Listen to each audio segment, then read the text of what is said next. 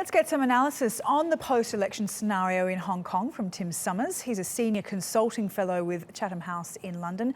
First of all, Tim, thanks very much for joining us on the program today. Firstly, Hong Kong has a high degree of autonomy, one country, two systems. Protesters have been proclaiming that China promised to let the people of Hong Kong run Hong Kong. So given that John Tsang, who had high public opinion in the polls, was ignored by the Beijing-dominated voting committee, is China violating its end of the agreement with Hong Kong? Well, I don't think so at this stage. No, I mean, if we cast our minds back to 2014 and the protests, the Occupy protests in Hong Kong, which lasted for 79 days, they were in the middle of a period of consultation over possible change to the system for selecting the chief executive. Actually, at that time, the change proposed would have added a popular vote, territory-wide popular vote, onto a small circle nominating committee. So it would have been significantly more democratic than the system that we saw on display today. Now that proposal back in 2014 was rejected by the Legislative Council, the legislature here in Hong Kong. And that's why we've ended up today with the same system that we had in 2012 and basically the same system we've had in selecting every chief executive in the last 20 years since Hong Kong was returned from British to Chinese sovereignty. That is indeed a small circle and not a democratic process. But the challenge going forward is can the Hong Kong community and Beijing agree on a way of making this process more democratic? And that's where Ms Lam has got a work cut out for her. She's vowed to prioritise mending social rifts, yet she was a loyal deputy to Long Chong-yung, the departing chief executive, who was largely unpopular. How do you think she'll mend such divisiveness? Divisiveness that in some ways perhaps played a part in putting her in power in the first place?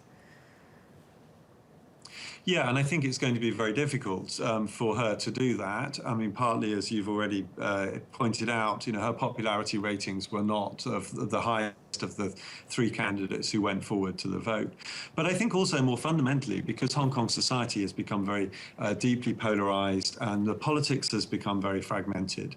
And we saw that in legislative elections late last year when many more extreme, more radical members were elected to the Legislative Council.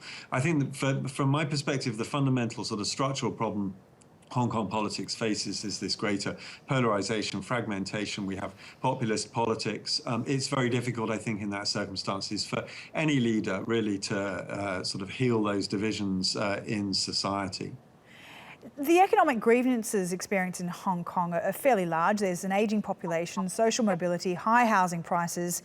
These have also fed calls for greater public participation in elections. Do you think pro-democracy activists will keep pushing for universal suffrage in Hong Kong?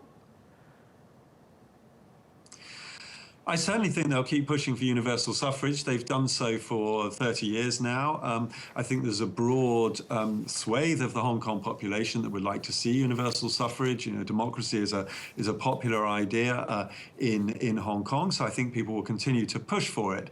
The problem is, can arrangements be found that everybody involved can sign up to? And that's where things floundered back in 2015. As for the social and economic issues, I think those made those protests worse a couple of years ago, that people, particularly younger people, may be feeling a bit disenfranchised, feeling that they had difficulty getting onto the property ladder, seeing rising inequality in incomes and so on.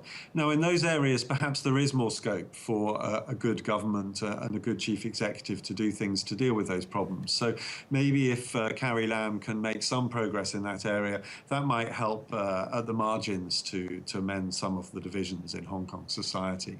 We'll have to wait and see. Thank you for that, Tim. Really appreciate your time on the program today. Tim Summers from Chatham House in London there.